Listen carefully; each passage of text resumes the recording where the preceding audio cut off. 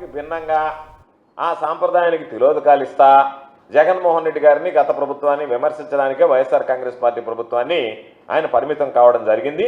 ఆయన నోటికుండా వచ్చినటువంటివన్నీ కూడా అబద్ధాలు అవాస్తవాలు అనేటువంటిది ఆధారాలతో సహా నేను తెలియజేయడానికే ఈ మీడియా సమావేశాన్ని ఏర్పాటు చేయడం జరిగింది.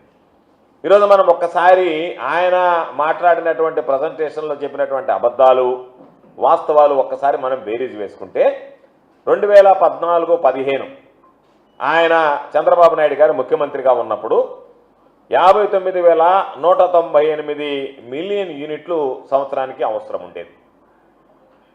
2018-19 అంటే చంద్రబాబు నాయుడు గారు దిగిపోయే నాటికి 63,675 మిలియన్ యూనిట్లకి ఆ డిమాండ్ పెరిగింది. అంటే కేవలం సగటున 1.9% వృద్ధి రేటు. 59,198 మిలియన్ యూనిట్ల నుంచి 63,675 మిలియన్ యూనిట్ల కంటే కొత్త కనెక్షన్లు ఇవ్వలేదు.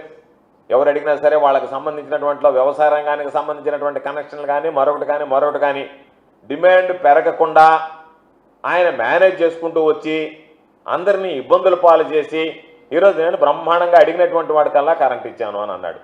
అప్పుడు మన సగటు వృద్ధి రేటు ఎంత అంటే చంద్రబాబు నాయుడు గారు ఉన్నటువంటి గత ప్రభుత్వంలో 2014 నుంచి 2019 వరకు కేవలం 1.9% అయితే జాతీయ సగటు వృద్ధి రేటు ఎంత అంటే 4.5%.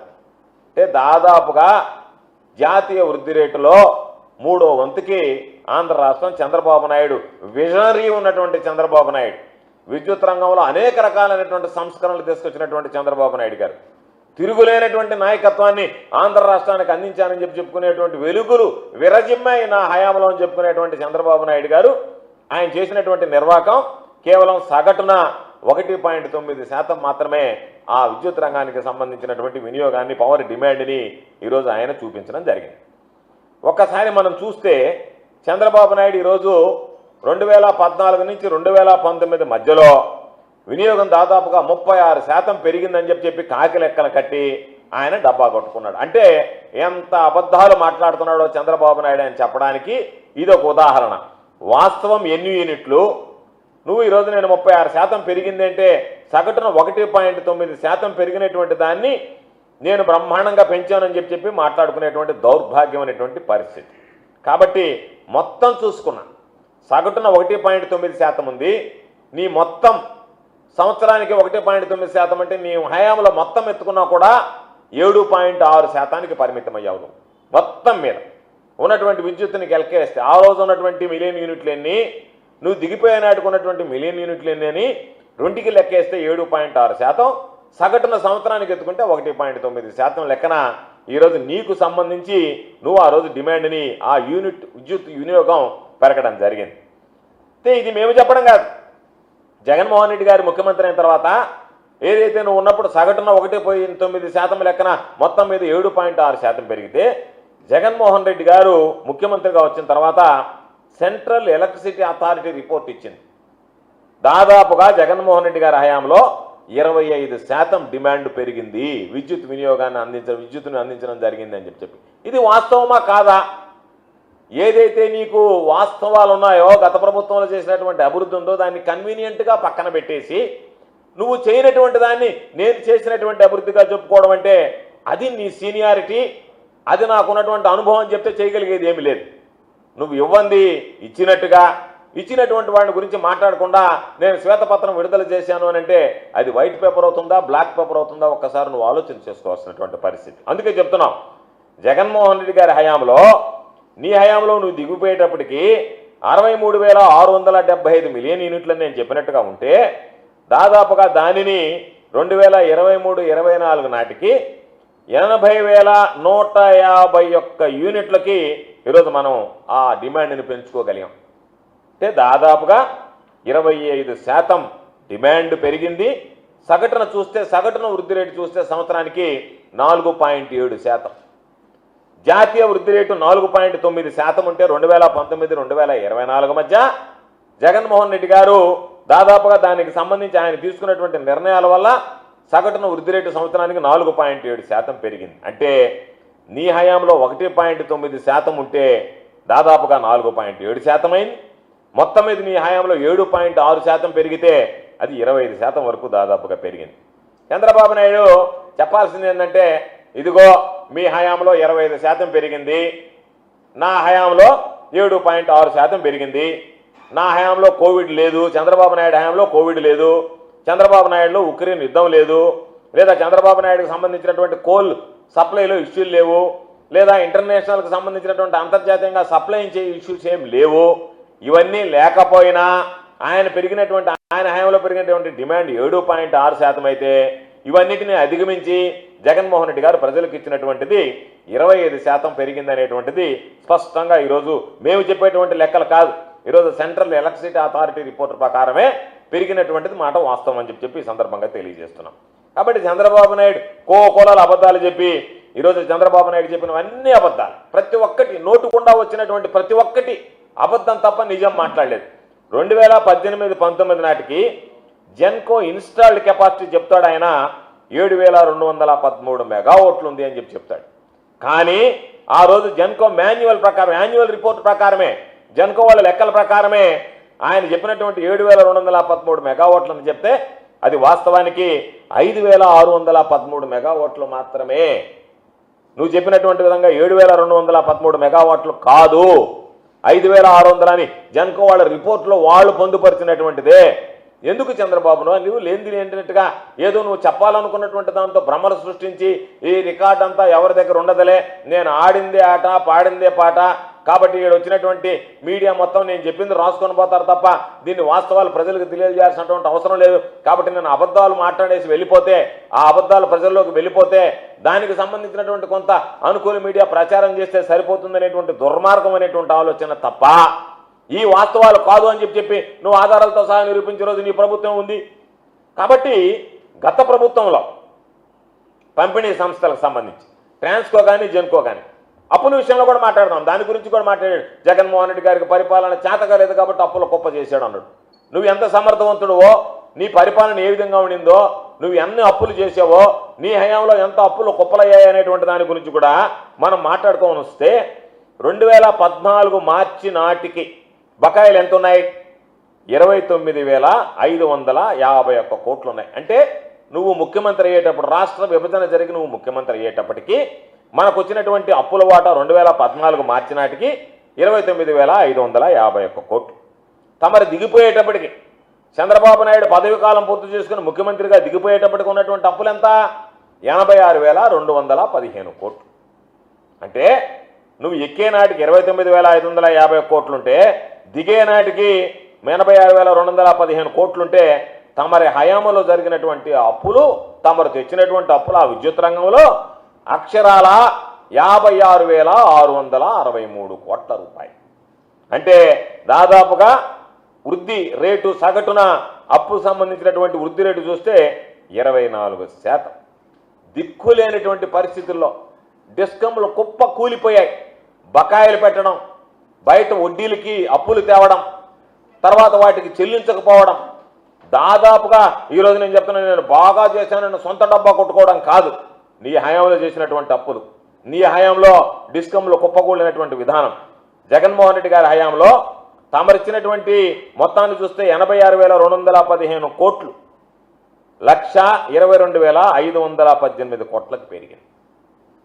అంటే ఒకసారి లెక్క వేస్తే నువ్వు ఉన్నటువంటి అప్పులను ఏ విధంగా పెంచుకుంటూ పోయావు అనేటువంటిది కాంపౌండ్ యాన్యువల్ గ్రోత్ రేట్ ప్రకారం చూస్తే 36,300 కోట్ల రూపాయలు జగన్మోహన్ రెడ్డి గారి హయాంలో పెరిగితే, నీ హయాంలో 24% అప్పులు పెరిగితే, జగన్మోహన్ రెడ్డి గారి హయాంలో పెరిగినటువంటి అప్పుల శాతం 7.3%. కాబట్టి దానికి ప్రకారం మనం ఏదైనా సరే వేసుకునేటప్పుడు CAGR ప్రకారం వేసుకోవాలి. CAGR ప్రకారం లెక్క చేస్తే తమ హయాంలో ఉన్నటువంటి 24%, ఇక్కడ ఉన్నటువంటి 7.3% ఉన్నటువంటి వ్యత్యాసాన్ని గమనించు. అదేవిధంగా డిస్కంల నికర విలువ 2014కు వచ్చేటప్పటికి వాటికి నికర విలువ చూస్తే 4,315 కోట్లు మైనస్లో ఉన్నాయి. తమరు 5 ఏళ్ల పాలనలో అది మరింత దారుణంగా క్షీణించి వాటి విలువ -20,000 కోట్లకు పడిపోయింది.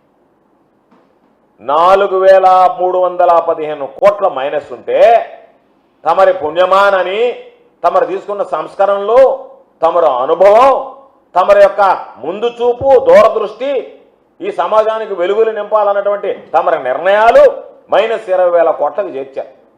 అదేవిధంగా విద్యుత్ విధానాలకు సంబంధించి కానీ కొనుగోలు ఒప్పందాలకు సంబంధించి కానీ ఎన్ని అక్రమాలు, మొత్తం ఎక్కడ పారదర్శకత అనేటువంటిది మచ్చుకైనా కనిపించకుండా మొత్తం అక్రమాల మయమయ్యి ఈరోజు దాదాపుగా ప్రభుత్వ ఖజానాకి తీవ్ర నష్టం వాటిల్లేటువంటి విధంగా నీ స్వప్రయోజనాలే పరమావధిగా నువ్వు రాష్ట్రానికి సంబంధించినటువంటి ఒప్పందాలు కుదుర్చుకున్నావు తప్ప ఎక్కడన్నా రాష్ట్ర ప్రయోజనాల్ని, రాష్ట్ర ప్రజల ప్రయోజనాల గురించి నువ్వు ఆలోచన చేసావా? దానికి కారణాలు చెప్తాం.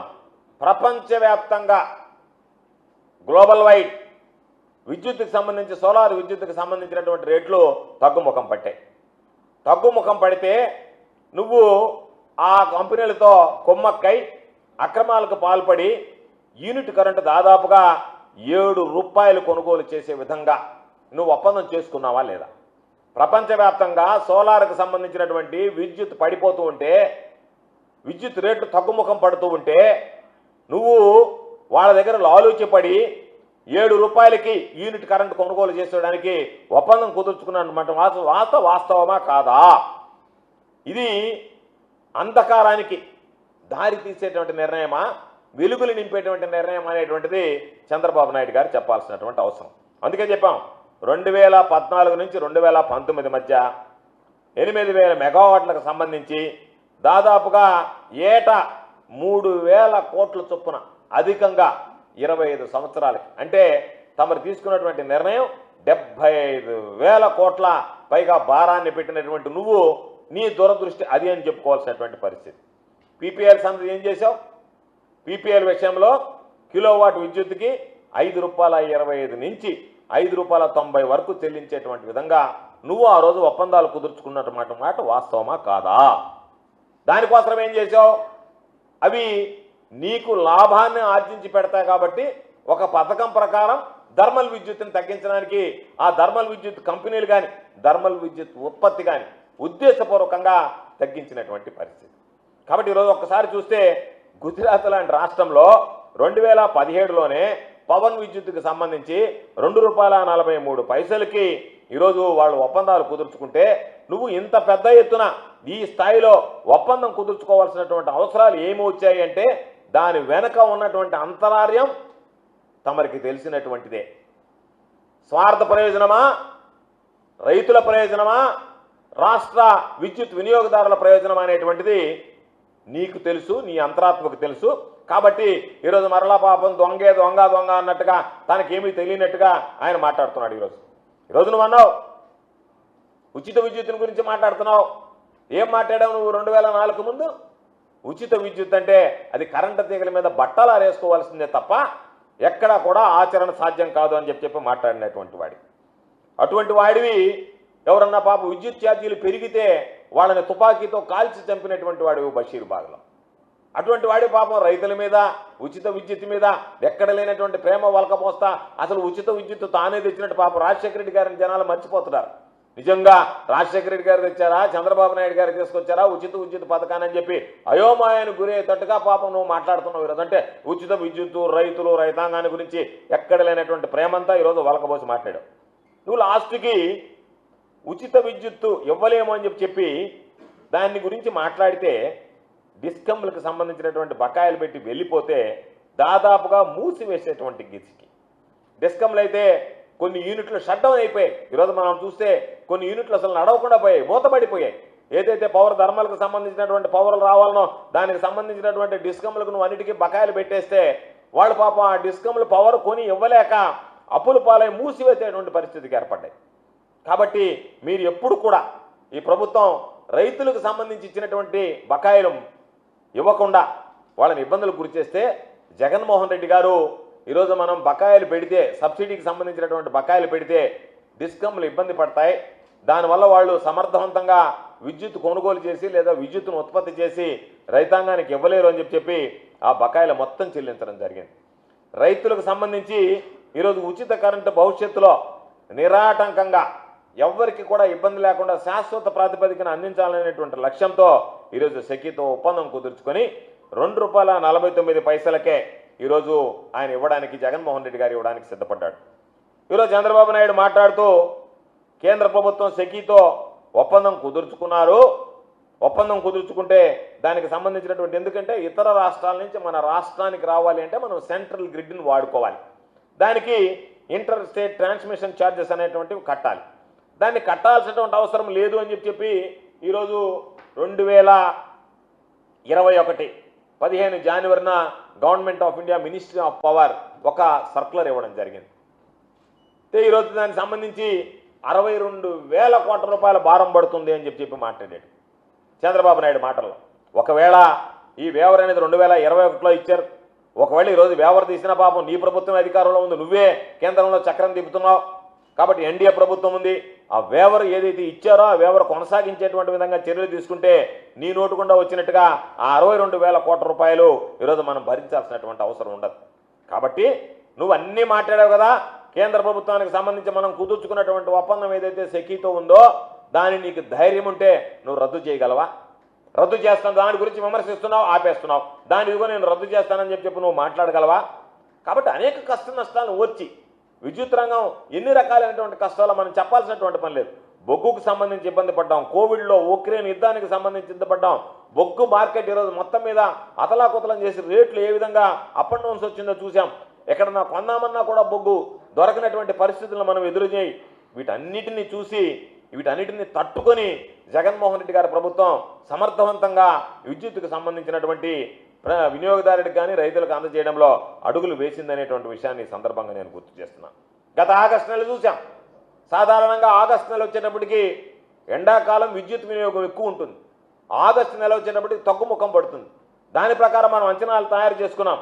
అంచనాలు తయారు చేసుకుంటే రోజువారీ గ్రిడ్ వేసవిలో ఏదైతే ఉందో రోజువారీ గ్రిడ్ డిమాండ్ 230 మిలియన్ యూనిట్లు అయితే దాదాపుగా మనం 170 నుంచి 185 మిలియన్ యూనిట్లకి ఆగస్టు నెలకు వచ్చేటప్పటికి తగ్గిపోతుంది అనుకుంటే ఏమాత్రం తగ్గకుండా ఈసారి విద్యుత్ వినియోగం అనేటువంటిది సాధారణంగా ఏదైతే వేసవ కాలంలో ఉంటుందో అదేవిధంగా దాదాపుగా రోజుకి 45 మిలియన్ యూనిట్ల నుంచి 55 మిలియన్ యూనిట్లు ఎక్కువగా ఈరోజు మనం వాడకానికి అవసరం వచ్చింది. వాటన్నిటికీ సంబంధించి అన్నిటిని అధిగమించి ఎక్కడా కూడా రైతులకు కానీ వినియోగదారులకు కానీ ఇబ్బందులు పడకుండా జగన్మోహన్ రెడ్డి గారి ప్రభుత్వం చర్యలు తీసుకున్నది. అదేవిధంగా ట్రూ అప్ ఛార్జీల గురించి మాట్లాడతా ఇవన్నీ నాకు తెలియదు, ఇవన్నీ నేను చూడలేదని నంగనాచి మాటలు మాట్లాడాడు. పాపం ఆ టెర్మినాలజీ ఆయనకు అర్థం కాలేదంట, కొత్తగా ఉందంట టెర్మినాలజీ వినడానికి. ట్రూ అప్ ఛార్జీలు అనేటువంటిది తమరే పాపం మర్చిపోయారా లేకపోతే మతిమరుపుతో బాధపడతా ఈ విషయాన్ని కన్వీనెంట్గా పక్కన పెట్టారా? 2014 నుంచి 2018, 2019 వరకు తమరు దానికి తీసుకొచ్చినటువంటిది ఆమోదిత మరియు వాస్తవ పంపిణీ ఖర్చు అని చెప్పి ట్రూ అప్ ఛార్జీల నిర్వహణకు సంబంధించి వ్యయం, అదేవిధంగా తరుగుదలకు సంబంధించి మూలధనానికి సంబంధించినటువంటి ప్రతిఫలం వీటన్నిటికీ సంబంధించి ఆ రోజు తమరు తీసుకున్నటువంటిది ఆ వ్యత్యాసాన్ని ఏదైతే ఉందో ఈపీఈఆర్సీ ఉత్తర్వుల ప్రకారం ఇవ్వాలని తమర హయాంలో చేసినటువంటి నిర్ణయం, తమరు తీసుకున్నటువంటి నిర్ణయం, తమర హయాంలో ఏపీఈఆర్సీ ఇచ్చినటువంటి నిర్ణయం, తమర హయాంలో వచ్చినటువంటి బాధుడు. కాబట్టి నువ్వు మన ఎన్నికల్లో చెప్పావు ట్రూ అప్ ఛార్జెస్ అన్నీ కూడా నేను దాదాపుగా ఎత్తివేస్తానని చెప్పావు. మేము అడుగుతున్నాం ఈరోజు ట్రూ అప్ ఛార్జీల గురించి మీడియా అడిగితే దాన్ని నేను తీసివేస్తాననేటువంటి మాట మాట్లాడకుండా దాటవేశావు. అన్ని విషయాలు ఏ విధంగా మాయ చేస్తున్నావో మోసం చేస్తున్నావో అదేవిధంగా ఇది కూడా మోసం చేస్తున్నావు మాయ చేస్తున్నావు అనేటువంటిది అర్థమవుతుంది. కాబట్టి ట్రూ అప్ ఛార్జెస్ ఏదైతే ఎలక్షన్ టైంలో నేను తీసేస్తానని చెప్పావో దాన్ని తీసేసేటువంటి పరిస్థితి ఉందా?